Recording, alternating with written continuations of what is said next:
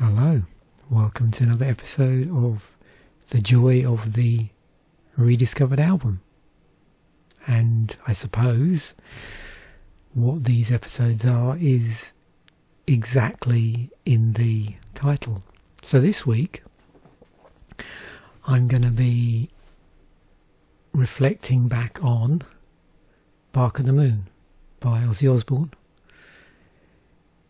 Now the plan with these episodes going forward, as is the case with a lot of music episodes I do, they're not really critical appraisals of albums. They're more, I suppose, like a cultural reflection, both in terms of the impact on myself, in terms of what it might have caused me to listen to at the time I first listened to it, or what else was out there, both in terms of the UK music charts and like the broader, music ecosystem, if you like, in terms of albums that were being released. What I've done is I've already pre-selected the albums I want to cover in this series, and the time frame I'm covering is from 1979 to 2009, and the significance of that is that was the period in which I was physically buying albums. So before 1979 I didn't really buy enough stuff. I was, a few cassettes I think I might have mentioned. But really from 79 onwards was when I initially started to buy vinyl, and then from, some point a little bit later I switched over to cassettes, mainly because in 83 I had my first car.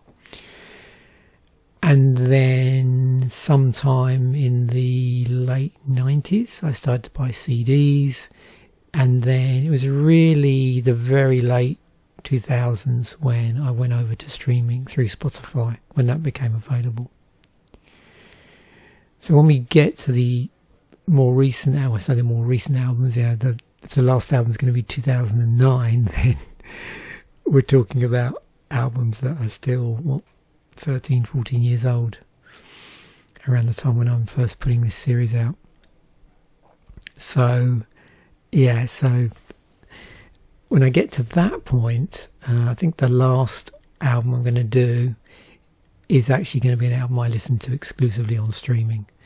But I just wanted to finish in 2009. One, because it's sort of nice and neat in terms of the dates. The other thing is 2009 marks when I moved from the UK to Canada. So in terms of the UK-centric reflection part of this, it again makes a little bit more sense. I'm going to try and keep these as straightforward as possible. For the first episode I did, which was on Swagger by Gun, I went out and I was running all my different algorithms in Python that I've written. I think I'm going to dial it back a bit. And the focus is really for me to just reflect on the album a little bit, reflect on the position of the album within the artist's release schedule, and then reflect on the position within the UK music scene at the time, and then music generally for that year. And leave it as that. But in the course of doing this, we will probably, knowing me, go down various rabbit holes that look interesting, but always trying to bring it back to these four categories. So one thing will be useful to mention, because I didn't really mention it in the first episode I did on Swagger by Gun, is what are my criteria for selection here? Because at that point it was just, I think I happened to randomly hear the album and thought, oh, that's interesting. I've not listened to the album since it came out. So in the case of Swagger by Gun, that was 1994. and I played it a lot of the time, but then hadn't played it at all since then. So I thought, well, what if for every year, as I said, from 79 through to 2009, my, physical music buying years, if you like, I pick an album from each year which I haven't listened to literally since the day I got it,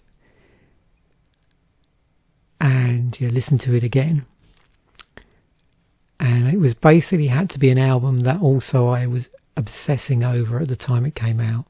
So either I was chomping at the bit for it to come out, as I was always already into the artist or into the genre, or I picked it up really close to the release date, within the first month or so. And then once I got hold of it, I played it over and over again. So that's really the criteria for that. I may well have listened to the album again at some point between when I first listened to it and now, but not a lot. And most of the time just a single track here and there. But certainly all of these albums, possibly I haven't listened to since 2009. And I know a vast majority of them I haven't listened obsessively to, like I say, since they first were released, which is when I bought them. So what can I say about Bark at the Moon in terms of how I ended up listening to it in the first place? So this came out December 1983. Had my first car by then. I bought my first car in the summer of 83, because I remember going on a big trip down to Cornwall from Sussex, the first, I think 2 weeks after I got my car. And the reason why that's significant is at that point, once I had my car and I got a decent stereo in it, a decent cassette player, I started to move over to buying more cassettes. And I remember having this on cassette and playing it a lot in the car. Now, I was into Ozzy before this album came out. And, I'd got in around the era when Randy Rhoads was still alive. And so this came out, obviously people who are familiar with the artist, with the band, this came out after he died tragically in that plane accident. I'll include a link to the album I'm talking about and links to the other pages as well, and they're relevant. But anybody that's anybody that's familiar with Ozzy will know, for most albums there's normally some degree of drama going on. Either artists who are involved not getting maybe the credit that they deserved, or all sorts of other antics, and this album is no different. What I found interesting when I re-listened to it, because I'm always going to re-listen to these albums obviously, because it's the joy of rediscovered albums, when I listened to it for the first time prior to me putting this out, and I've listened through now 3 or 4 times, I noticed that there's 2 different editions here. Or at the time there was the US edition and the European edition. This was the one I was familiar with. This one had spiders on it. The difference is that the running order you can see. So if you look at side 1, you can see basically they've swapped round the running order. So on the edition that I'm most familiar with, you've got Rock and Roll Rebel, Bark at the Moon, You're No Different, Now You See It, Now You Don't. It's majorly shuffled. Nothing's in the same order. So we've got Bark at the Moon first, You're No Different, Now You See It, Now You Don't, and then Rock and Roll Rebel. Side B gets a little bit confusing because Centre of Eternity and Forever, I believe, are the same track. I always knew it as Forever. but it has the line in its Centre of Eternity, and that's the title of the track on the US edition. In the UK it's called Forever. You'll notice as well it's slightly longer. So Tired is the same, Waiting for Darkness has been swapped round, and then on the European edition you've got Spiders, on the US you've got Slow Down. Not surprisingly, if you listen to it on Spotify, the version on there has all the tracks. So, you know, what would we say, the 9 tracks that are common to both albums, the 2 tracks that are different, so Slow Down and Spiders. I'm trying to remember, I haven't got it on the screen, what they actually call Forever stroke Centre of Eternity on the Spotify version. And then additionally, it's got One Up the B-side as well on the Spotify version. Also, Spiders was also called Spiders in the Night as well. The lineup's interesting. I won't bring it up, but because it actually, I did shoot a version of this already, record it, but it got so convoluted because of the it's just so confusing when you look at the Ozzy Osbourne timeline in terms of all the different musicians that have been involved. And of course the problem with timelines is it's attempting to line up album releases with a person's tenure in the band, and you know, not anybody that knows how recording albums works, obviously there's a gap between when the album was recorded and when it was released. Some albums it's not so big, other albums it's a lot larger, and as a consequence the timeline can be a little bit confusing, because you know there might have been someone in the band that was present when the album was recorded and contributed it, but when you look at the timeline they have in Wikipedia versus the albums, it's lining up against, you know, the point the album was released. So for instance, Tommy Aldridge played on the album. You look at the timeline where it shows the release date of this album, and Carmen Appice's in the band really just around the time the album was released. I think he played on the tour and he was brought in for some advisory capacity just before the album came out. So yeah, just be mindful of that when you're looking at lineups. They're incredibly volatile in terms of Ozzy Osbourne's backing band, and you get into all sorts of like mental misremembering. For instance, I've always assumed like Don Airey played on a lot more stuff and was a lot more heavily involved with the band than I thought. But once you start going through the albums and then comparing it against the timeline, bearing in mind the delay between the album releases and when the albums was recorded, you realise that not quite as much as it seemed at first.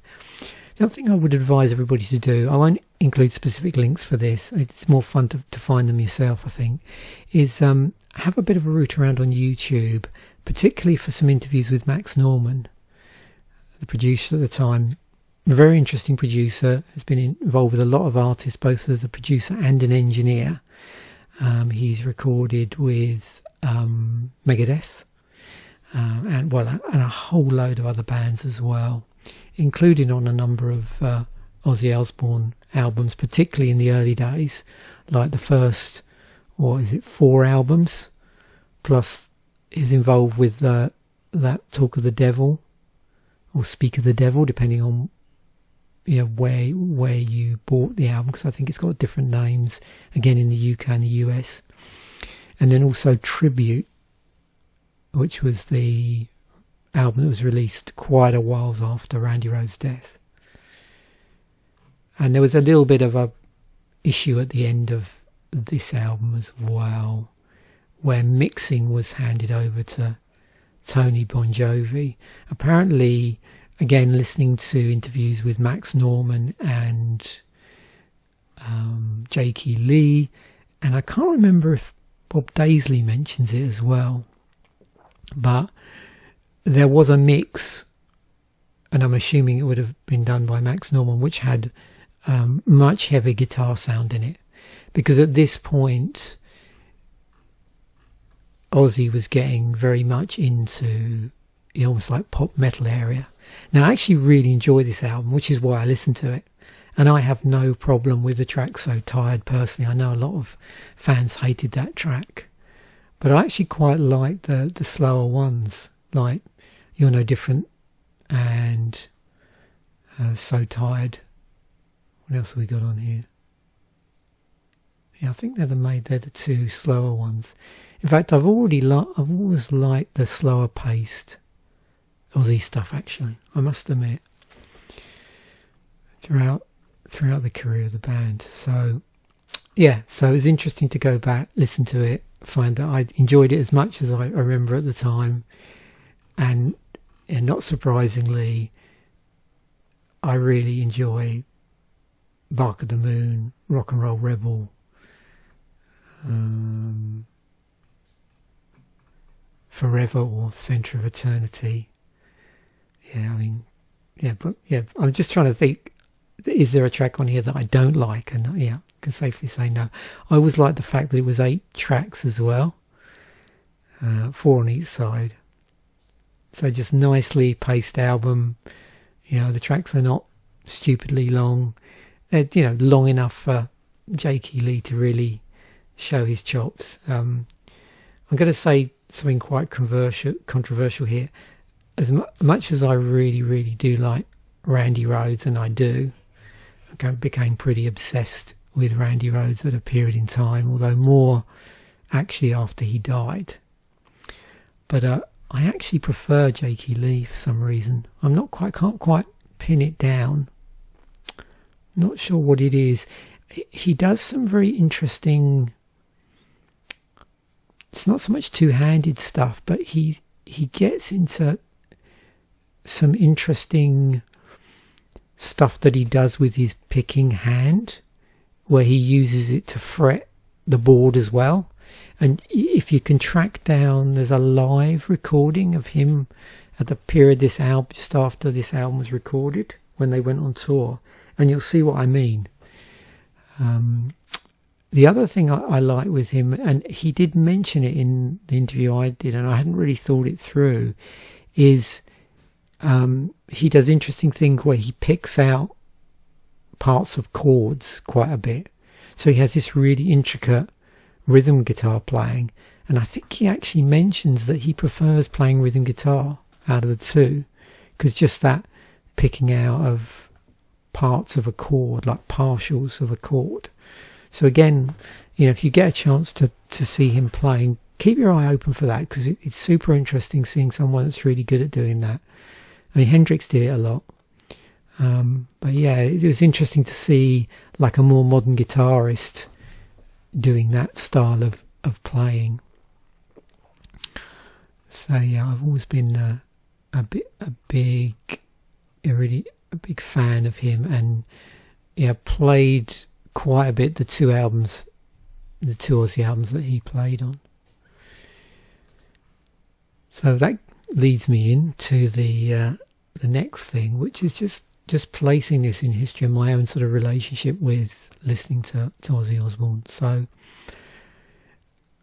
I've mentioned numerous times now in music episodes where I listen to the Friday Rock Show, and stuff off the first 2 albums was being played a lot, because it was a big deal. So when I started listening to it in '79, there'd been that big changeover where Dio had joined Sabbath, Ozzy was out, formed his own band, and so you had the Heaven and Hell album come out in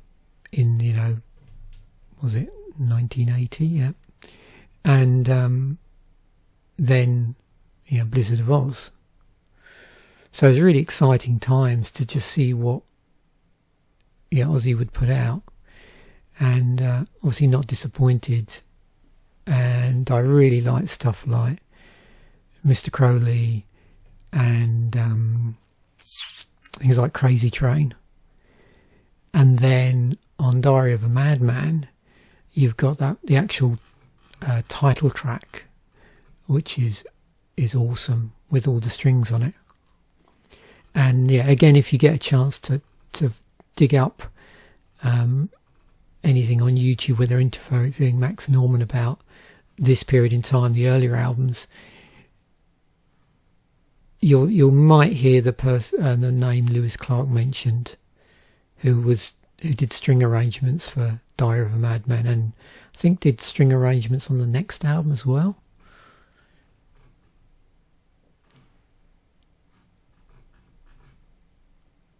And this one,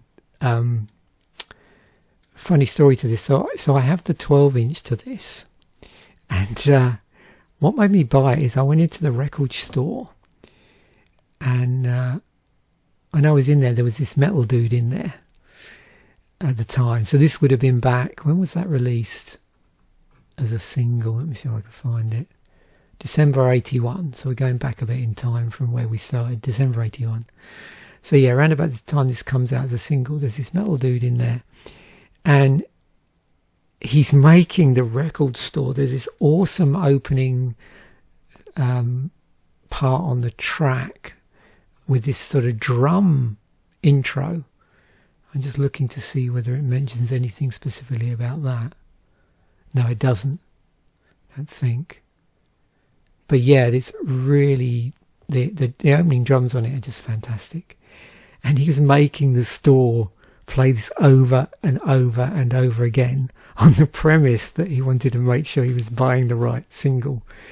And well, it was good because I ended up actually buying the 12-inch single as a result of that, really, that experience. And I didn't actually end up buying the album till years later. In fact, the first two albums, I was more infilling with them. Somehow, I do remember hearing this early on, so I suspect one of my brothers may have bought it, because I've mentioned how we had that great arrangement where we agreed not to double up on albums, so it sort of increased our buying power on music. And yeah, I know I listened to this at the time, but the second album, didn't listen through to all of it until a number of years later. And by the time I got to Bark of the Moon, I bought that when it came out, bought it on cassette, and then that was, I think, sometime after that, that's when I bought the other two on cassette, and it did that, bit of infilling, which we all tend to do based on when we get into a band. So I bought, obviously, that when it came out, bought that when it came out, and then these two, by then, it's funny because I would say up until around this period in time,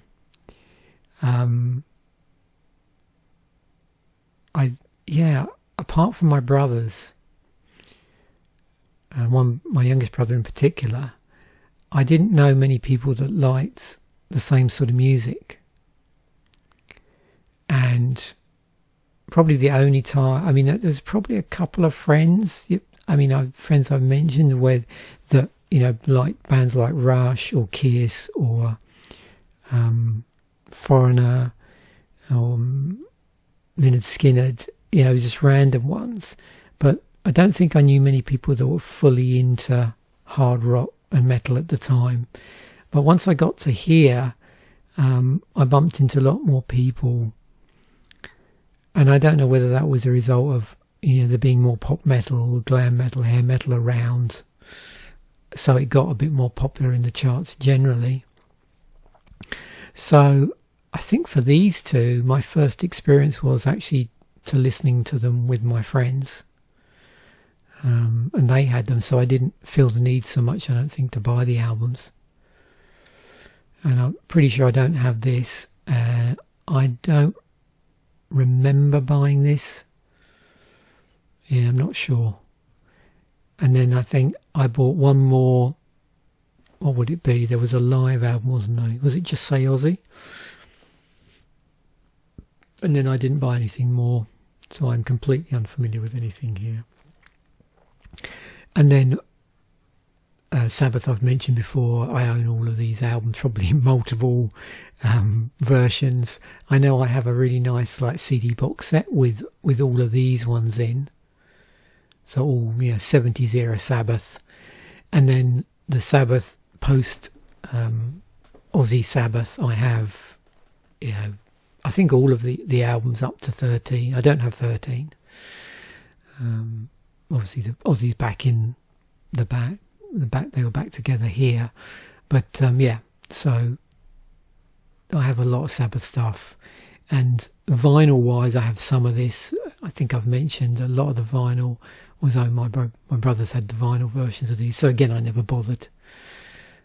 So I'm definitely probably more biased towards Ozzy in Sabbath than I am Ozzy as a solo artist, but I was really interested in this period here. And like I said, I have listened to some Zakk Wylde era here, but again Zakk Wylde has come and gone in the band a couple of times, and I'm talking about the timeline, but I'm deliberately avoiding going down too big a rabbit hole with that, because if I bring it up you'll know exactly what I mean. It's just a crazy timeline to look at. I can't resist it. Let me just do this. You'll see exactly what I mean. There we go. Look. Yeah. So let's not go there. Let's move on. So in terms of the background, so let's look at the number one albums in the UK. I think this is the easiest way to do this. So UK charts, number one albums, just to get a feel. So Bark on the Moon came out around here. And in terms of where it got into in the UK charts, let's see if we've got it down here. 24 highest position. So we're not going to see it here anyway. So towards the end of the year, at this point, unfortunately, I don't know. These would still be in these annoying multi-band compilation albums. This would have been the first. Now that's what I call music, actually, from 83. Wow. And these just carpet bombed the charts. It just got silly until they were removed completely, and then it was only greatest hits albums by a single band, as opposed to I was trying to think of the term. So various artists' albums got excluded from the UK charts at some point, but not at this point. And this was really started the ball rolling. I mean, there was a period I remember in the 70s with, I think it was K-Tel was the name of the record label that did it as well. So if you start off the year, just moving through the year, you'll see we've got John Lennon, Raiders of the Pop charts. Men at Work had Business as Usual. Thriller was in the charts. Then we got War by U2. Thriller again. So these are all the number ones. One albums. Hurting by Tears for Fears. Final Cut by Pink Floyd, which was the last album with Roger Waters on it, I think. If my memory serves me correctly. Yeah. Bonnie Tyler. I wonder what she was doing at that point. Oh, Total Eclipse of the Heart, of course. Yeah. Let's Dance, True, by Spandau Ballet, Thriller again, Synchronicity, Fantastic Romance, You and Me Both by Yazoo. So basically, No Parley, Paul Young, Labour of Love, UB40, No Parley again. That's a pretty interesting Genesis album. I'm not a big fan of later Genesis, but that's got Mama on it. So interesting use of a drum machine on there. Is it a Lindrum, I think? If I've got that right. Yeah, I think it's a Lindrum and not the Oberheim. Colour by Numbers by Culture Club. Can't Slow Down by Lionel Richie. Again, Colour by Number 7, The Ragtime, Duran Duran, No Parley. So when I look at this and think about what does it make me reminisce about?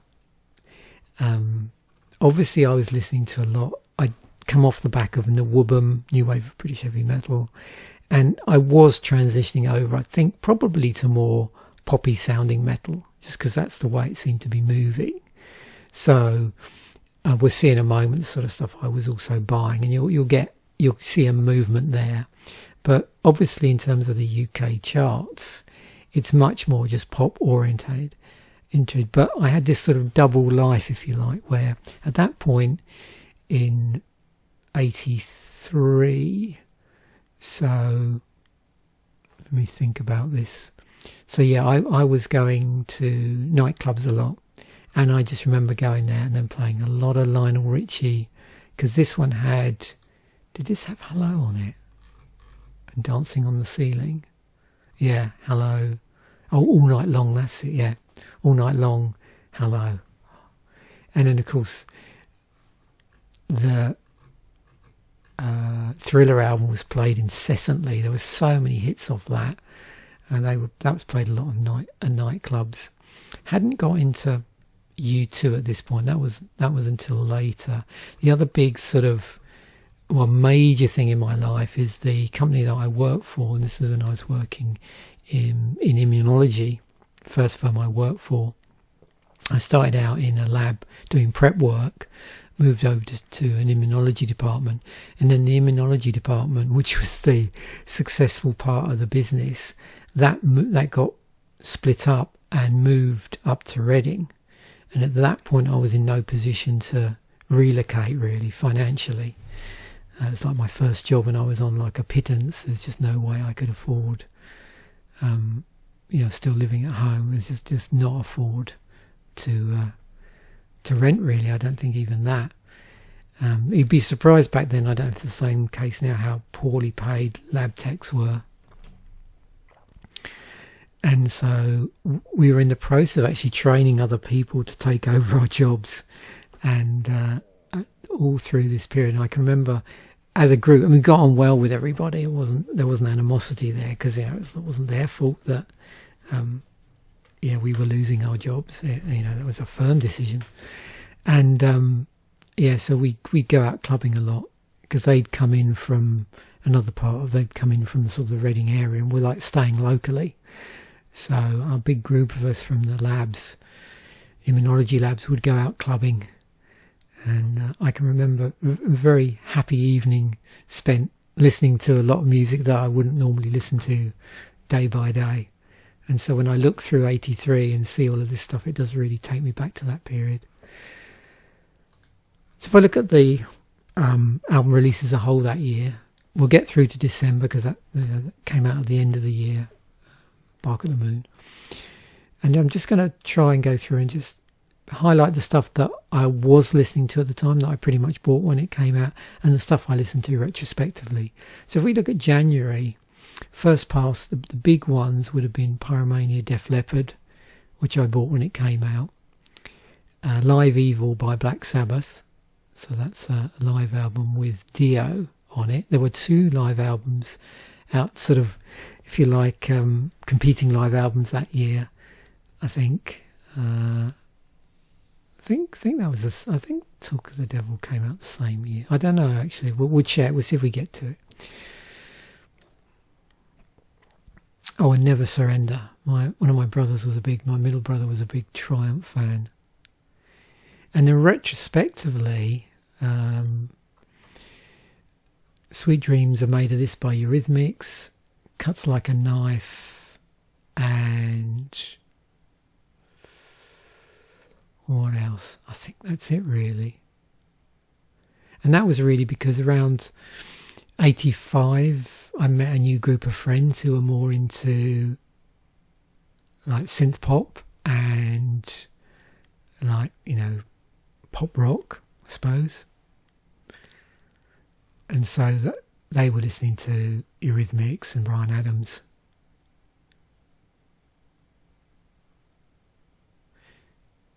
This one I didn't listen to until years later, which is strange because there's a couple of tracks on here which they played on the Friday Rock Show, Blinded by a Lie and Diesel in the Dust, which I really enjoyed, but I just never got around to buying that particular UFO album, even though I'm a big fan of the band. I remember hearing one track from Frontiers at the time. I think it was Edge of the Blade, but I never bought the album. So other albums here which I did actually buy when they came out. Oh, Subterranean Jungle, Ramones. That's really on the strength of, one, I was already familiar with the Ramones, but two, it was played on, where's the track? Every Time I Eat Vegetables It Makes Me Think of You was played on John Peel Show. So I bought that when it came out. Got that on vinyl. I think that was the only things I bought actually the time they came out. The other stuff I infilled with, so I bought Frontiers several years later on the strength of that Edge of the Blade track. War took me a couple of years. The group of friends in immunology where I did work, when that moved, I moved over to more microbiology, diagnostics to do with like bacterial identification and what's it called now? I'm trying to think of the term now, but basically where you test for the susceptibility of bacteria to antibiotics, those sort of things. But what happened was, after I kept in touch with a few of them after the company split, and my old senior tech who moved up, he had got into U2 and Big Country and I think The Alarm, and he was, when I knew him, he was big into Nawubum and Led Zepp and a lot of the older bands. He was like 3 or 4 years older than me, I think. And I remember speaking to him at the time. He said, "Oh, Rob, you should check out all these, all these all these new guitar bands. I think you'll really like them. I mean, they're not like, hard rock or heavy metal acts, but they have a lot of guitar in them." So yeah, it was really on the strength of that recommendation that around about, I think, 84, I started listening to U2, bought War, bought Under Blood Red Sky, and then a bit later started buying Big Country stuff around the time of Steel Town, and then filled a lot there, and The Alarm as well around the time of Declaration. So I'm just looking here to see anything else I backfilled on. Rock Goddess, ended up buying that album a lot later than when it came out. What have we got here? You can see I've been in poking around under Thin Lizzy at some point. Yeah, Thunder and Lightning, bought that when it came out. One of my brothers owned this, bought it when it came out. Mental Health.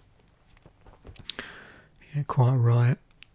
Of course, there's a link with Quiet Riot and Randy Rhoads, because he was the original guitarist. Eliminator. My middle brother had a copy of that, so I listened to that a lot. Power and the Glory. Another one of my brother's favourites. One of my brothers, the youngest one. I went to see Saxon in around the time of Crusader, I think, down in Brighton. It was when I was going to college, I think, or just after, alongside me working.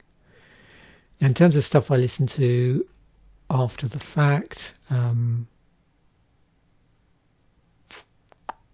don't know if I've ever listened to Dazzle Ships or not by OMD. Certainly I have a copy of this somewhere. Didn't get into that until a lot later in the 80s, actually. The Hurting. Yeah, not long after this, I did get into Tears for Fears, and so did one of my brothers, but it was more for me around the time of Everybody Wants to Rule the World. But I remember he bought this around the same time that I bought the second album. So I got to hear, it's a little bit different this period, not so rocky actually. Script for a Jester's Tear. This became one of my favourite albums when I finally bothered to listen to it properly.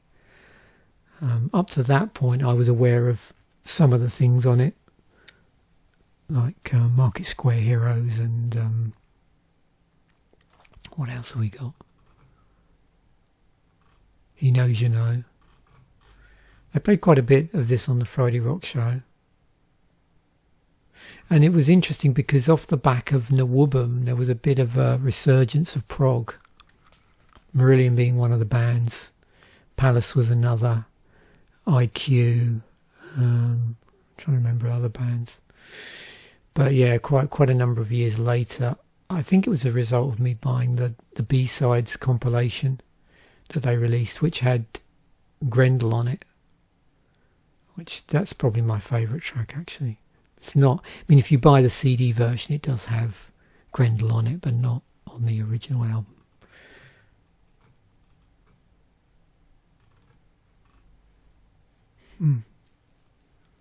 What have we got here? There's a few albums that bounce out, and I'll pick them out in a moment, but I'm just trying to find one where I actually did listen to at the time and bought. I don't see anything. But retrospectively, there's a lot of stuff here. I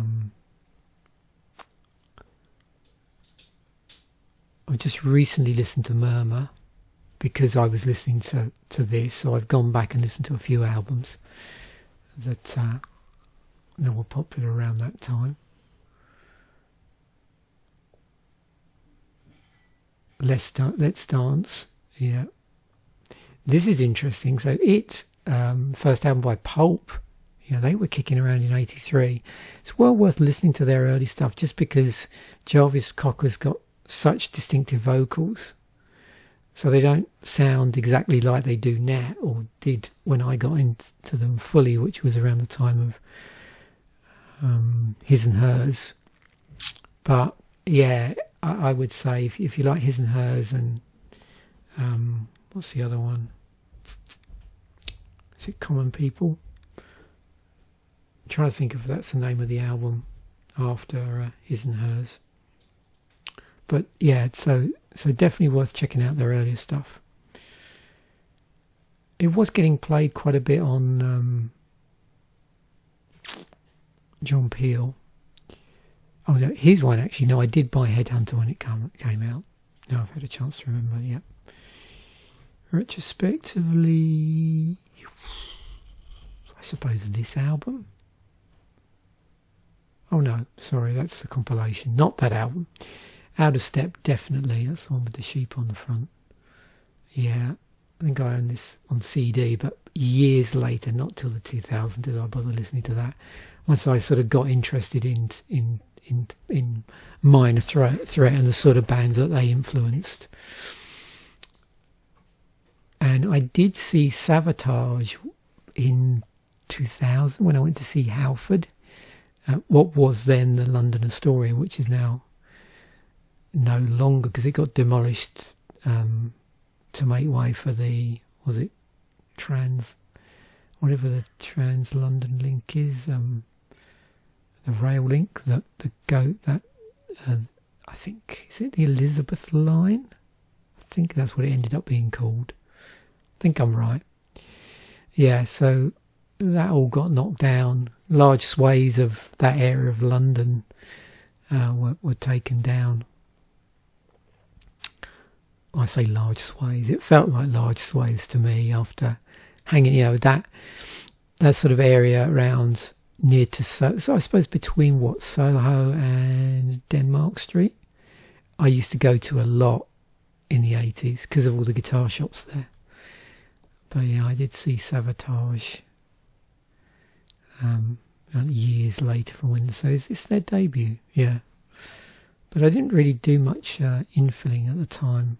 So it was in the 2000s, so it would have meant if I wanted to listen to the band before I went to see them live, I'd have to buy the albums.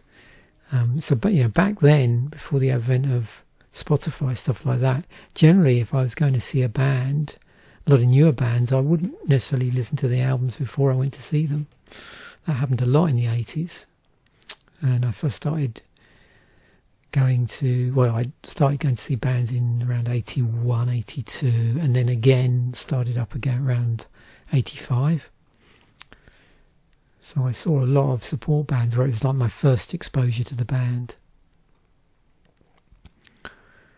Yeah, bought this just a little whiles after it came out, because one of the people I knew that we used to go clubbing with, one of my friends from work, she was big into New Order and Joy Division. And unfortunately I didn't find out that out until fairly late on, probably about the day before they sort of left, which is a bit sad. It would have been nice to have chatted to them a lot more about the band, those two bands. I didn't buy that at the time, funnily enough. I think I was on a break with Iron Maiden. I think the next one I bought when it came out, around about when it came out, would have been Power Slave.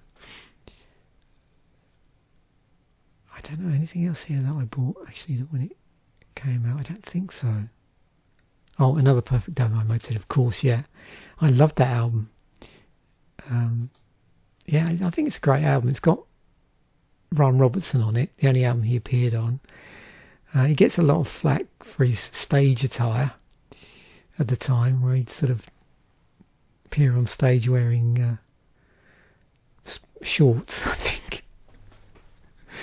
Shorts and a headband, if my memory serves me correctly. I'd actually seen Motorhead before this. I saw them around the time of Iron Fist tour.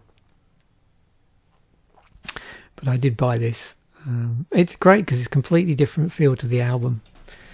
It had seemingly had a major impact on the songwriting. So yeah. And there's some pretty cool cartoons in it as well. The copy I have anyway, it's got a really cool cartoon that appeared in Sounds magazine, and then they reproduced it in the on the album. I don't know if it was appeared in Sounds and then they put it in the album, or it appeared on the album and they put it in Sounds. Retrospectively, Holy Diver, a couple of years after the fact, I think. Peace of Mind. I think I now own all the Iron Maiden albums on the CD, from the first album through to Seventh Son. But I've got a lot of the earlier stuff on vinyl and a few singles. It's interesting to note, debut album by Ministry came out here, although at this point they were more of a synth pop band.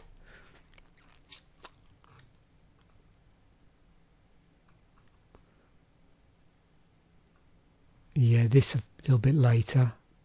Went to see Billy Bragg in 85, but a friend of mine had already turned me on to Billy Bragg around, this came out, 83, so yeah, probably 84.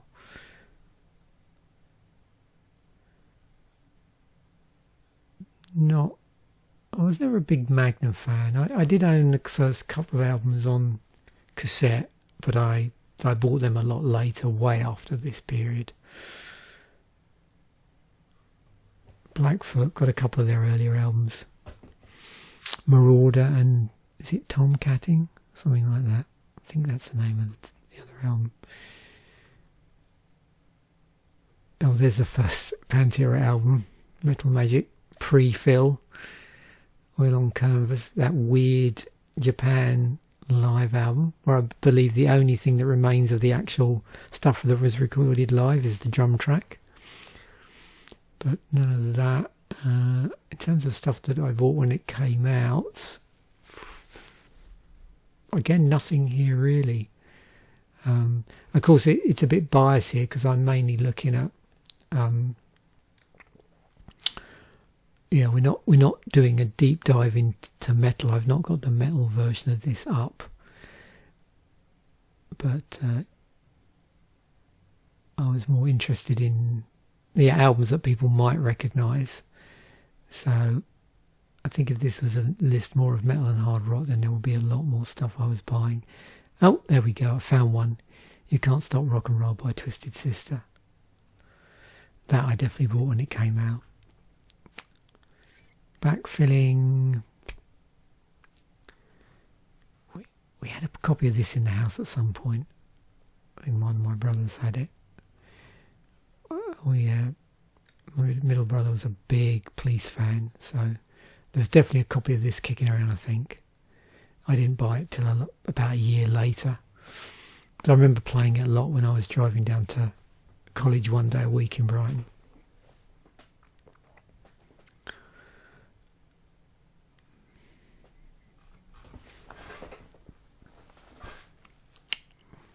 Okay. Anything I bought here when it came out? No. Anything here I would have bought was retrospective, so I don't own this album, but I do own they re-recorded it, didn't they, I think? Was it called something like Still Psycho after all these years? Something like that. So I own a copy of that. Although I may have this on, thinking about it, I might have this on CD, but it was bought years later. I don't remember owning this. This I've got, but I bought retrospectively. This, yeah, what's it?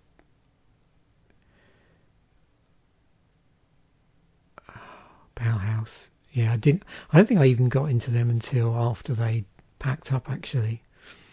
But I don't think I own that. I do own that. I did own it on cassette, but I bought it a couple of years later. I've got this, not surprisingly, but didn't get into them until when was it? Ride the Lightning, yeah. And that was as a result of hearing Creeping Death. And then I bought this retrospectively. First Madonna album, didn't buy that till a couple of years later. I think I've mentioned, yeah, I'm a big Madonna fan. Fire Dances, one of my brothers owned a copy of this, probably my middle brother. But I never bothered acquiring it, because now you can go into Spotify and just listen to all of this if you feel so inclined.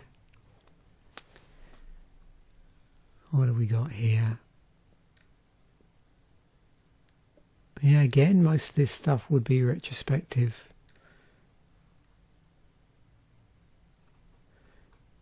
I think I was buying definitely more slightly obscure Woobum stuff and hard rock stuff and infilling. I think I was doing a lot of infilling around 83 as well, like buying, older Rush albums particularly, and UFO stuff and Thin Lizzy and those sort of things, stuff I'd missed out on. So that's the other thing. Yeah. This EP I didn't own until years later. I was aware of the band, but didn't really get into them. I can't remember if I owned this. This I did on cassette. Construction Time again. Really got into Depeche Mode around the time of the live album. Was it 101? And then infilled quite a bit.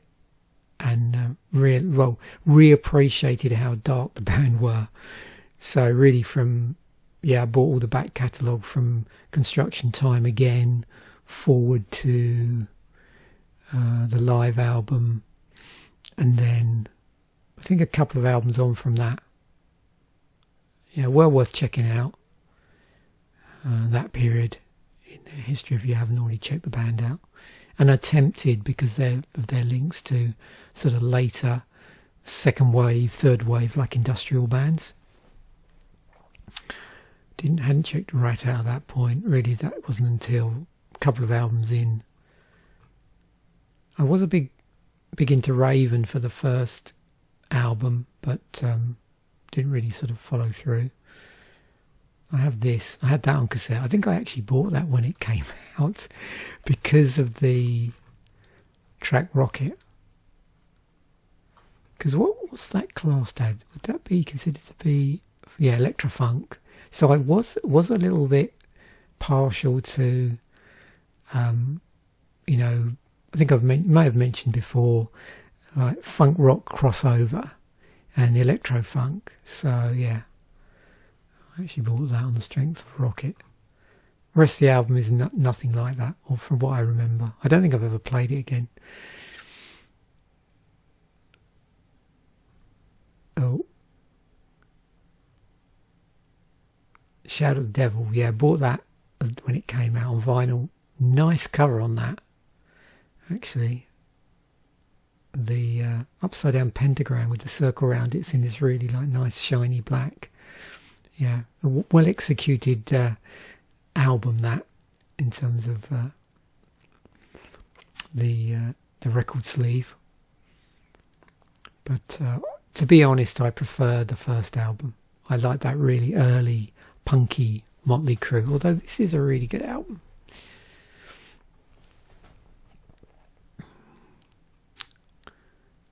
Yeah, I didn't buy this until years later when I infilled the Rainbow back catalogue on CD, which is pretty easy. Didn't buy that. I was big into Y&T for a couple of albums, Earthshaker and then Black Tiger, I think. I think my wife owns a copy of this. I never really tracked it down. I have listened to it once, I think, on either my wife's copy or on Spotify. How Born Again. I do have a copy of this, but I think I've listened to it once. Yeah, I don't know how I feel about this here. I think there's a couple of good tracks on it. But yeah, Ian Gillan, Black Sabbath, very strange period. I did have a live recording that I taped off of Friday Rock Show, which was this era played Reading. And it's weird to hear Black Sabbath with Gillan doing Smoke on... I think they did Smoke on the Water, I think. From what, again, I'm doing this completely from memory, so I could be wrong.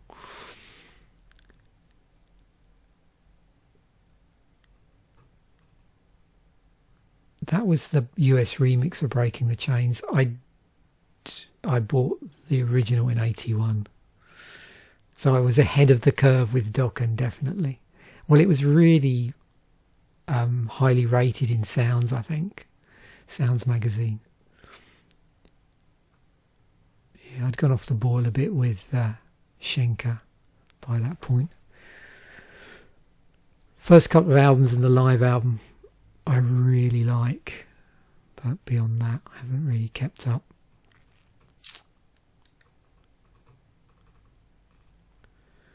Oh, there we go. The 12th Genesis album. I should re-listen to that. That's a good album sort of to take you back to 83 actually, with Mama. I did have a copy of this, but I didn't buy it till later. Anything here I bought when it came out? Probably one of my brothers owned a copy of this. I didn't. Yeah, I bought that when it came out. There's a really good live video of them. It's probably on YouTube of them doing... there used to be a thing on late at night called Live from London. And I used to watch it when I got back from the pub. And I remember coming back, I'd met a friend of mine. I used to meet a friend on a Friday night, and it used to be a bit of a long walk. And I would listen to music on the way back. Anyway, when I got back, I'd always switch the TV on. This would be probably about, 11:30, nearly 12 at night. And they'd have this thing called Live from London on. And yeah, I just happened one week to get back and they had Rock Goddess on at the Marquee. And yeah, so I had that album, or have that album still. I bought it on vinyl, got that on CD. Merciful Fate. I remember listening to the band at the time because they played, was it Doomed by the Living Dead? Is that the name of the track? Yeah, there it is. Doomed by the Living Dead, they played on the Friday Rock Show. And I remember thinking at the time, oh my God, what's the hell this? Because I just wasn't used to that shrieky voice. But I do have copies of the first couple of Merciful Fate releases on CD that I bought years later. Colour by Numbers I mentioned. Yeah, not Colour by Numbers, sorry, She's So Unusual. So where I worked, there was a pub really close that had a really cool jukebox, and on a Friday lunchtime we used to go down there. I don't know if I've told this story, but we used to collect up our luncheon. We used to get luncheon vouchers back in the day, and we used to collect up our luncheon vouchers, and on a Friday go down for a meal down there, like a sausage, egg and chips. And they, at some point, they got in this really cool jukebox, and they had this has got Time After Time on it, hasn't it? I think. Yeah, and Girls Just Want to Have Fun. Yeah, so we used to just play that on the jukebox all the time.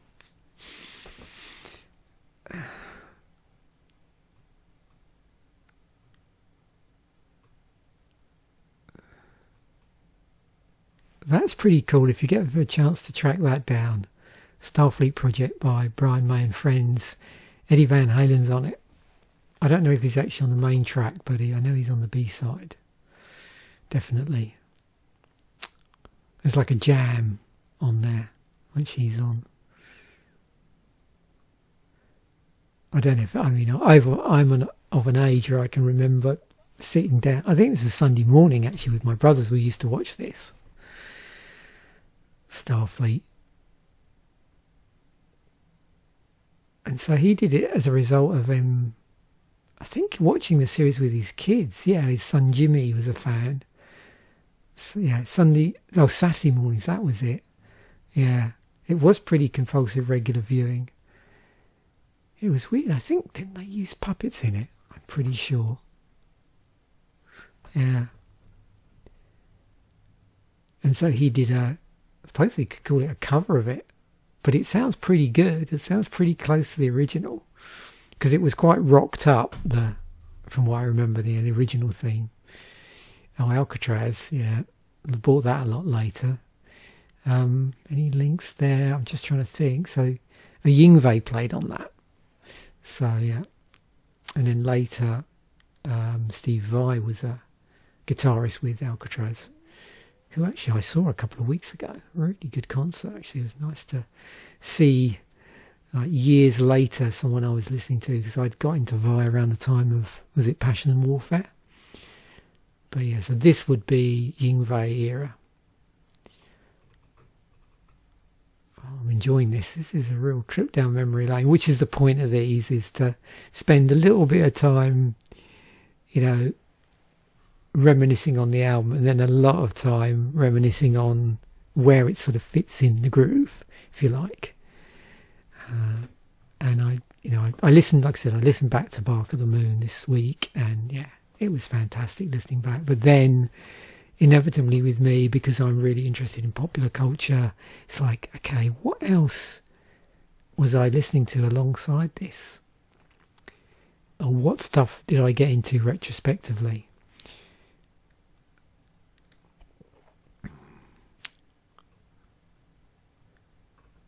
I can see a few here I recognise, but is there anything here that I bought when it came out? Probably not. A lot of it's like, a couple of years later or infilling. So, didn't buy this Girls' School album for some reason. Not sure why. I think I've got their first 3 albums, or had the first 3 on cassette. I've got the first album, I think, on CD, but again, now you can just listen to everything on Spotify, or I can. So, yeah. This I didn't get into a couple of years later, really off the back of that Vital Idol record. I then got into the earlier Billy Idol stuff.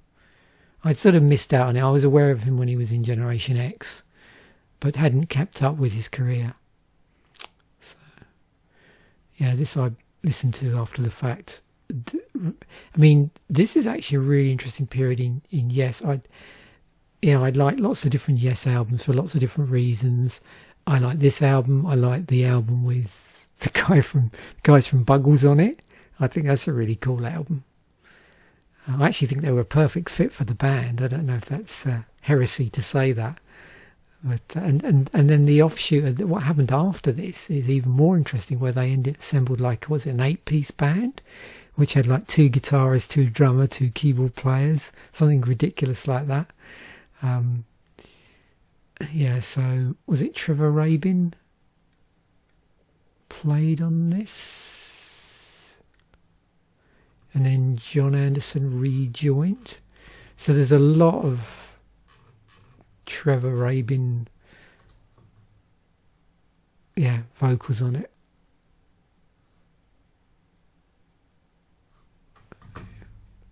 And there's a whole really interesting backstory around that. There's a really cool,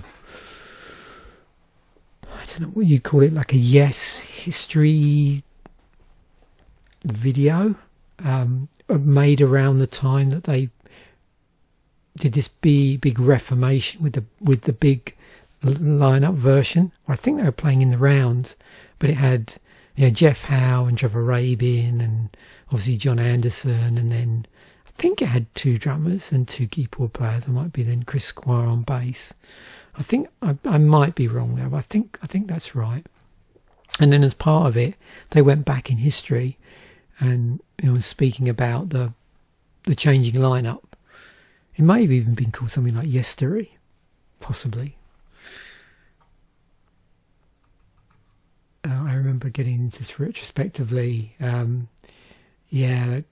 had a friend around about 84, 85. With several friends, and I think I mentioned they were big into Eurythmics and Bryan Adams. Funny combination. We used to take it in turns to drive because all of us drove.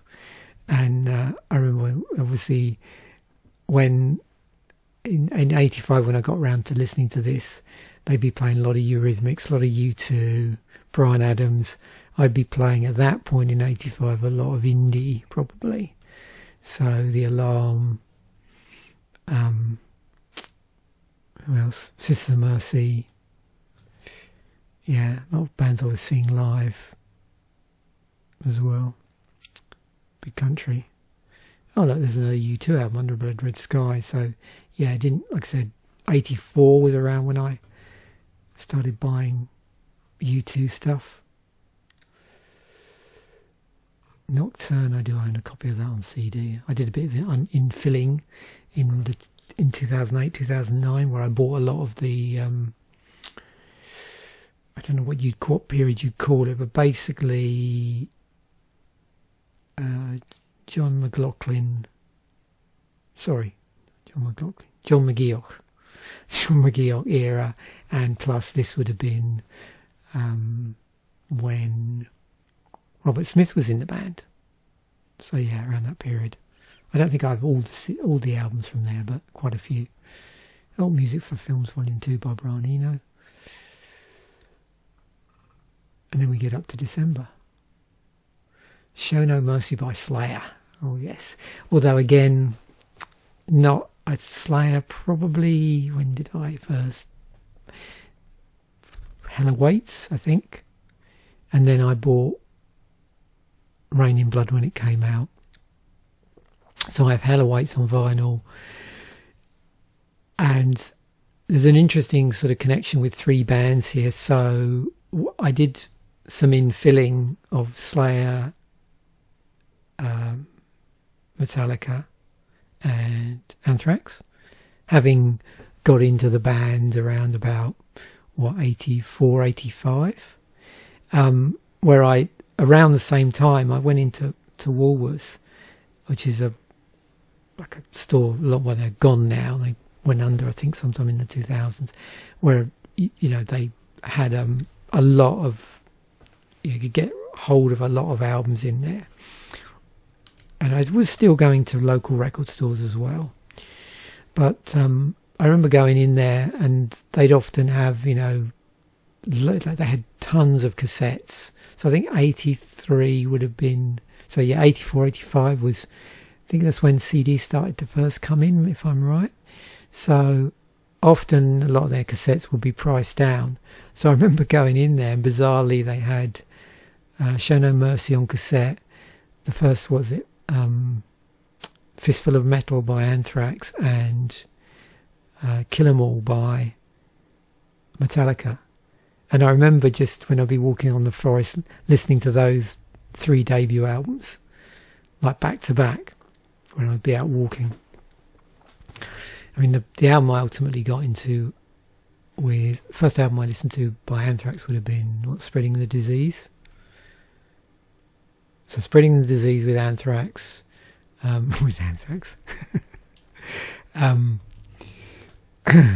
'Em All by Metallica,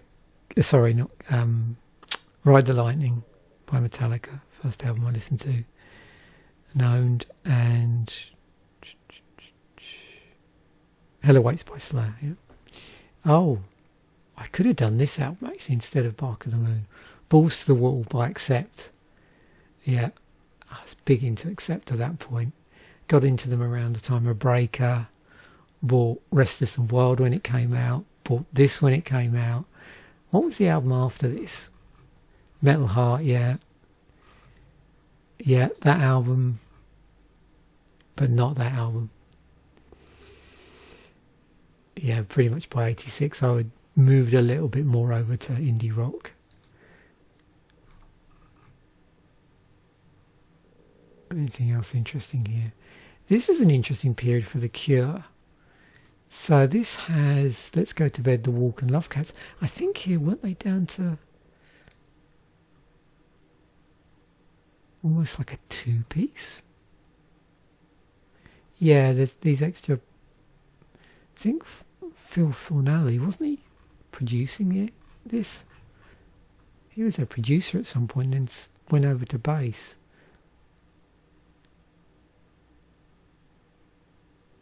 Yeah, duo consider, yeah, for the tracks Let's Go to the Walk.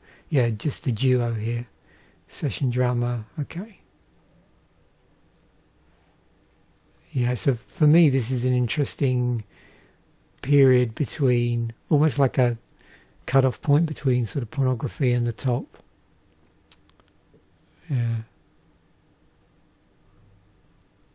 It's like an interesting pinpoint, push pin in the band's history.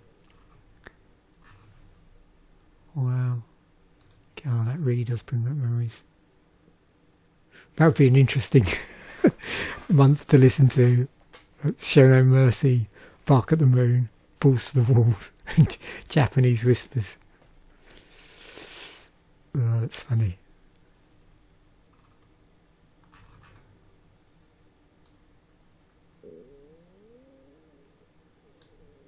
It's very tempting for me to go here, but I could spend another hour going through all of this stuff in minutia, just trying to work out what I might have been buying that didn't feature here when it came out.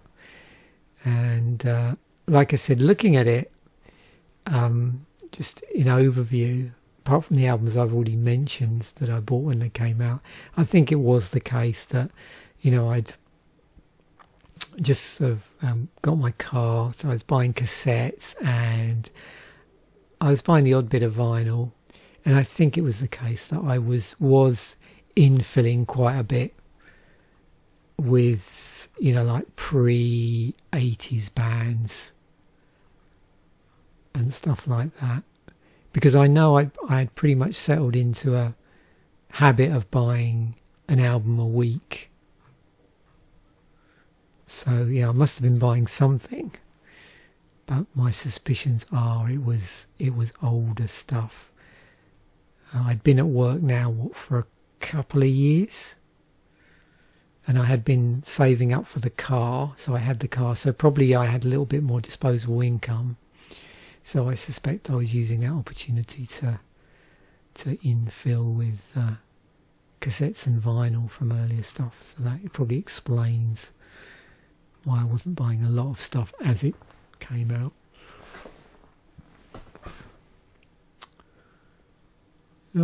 Exciter Heavy Metal Maniac. Didn't buy that when it came out.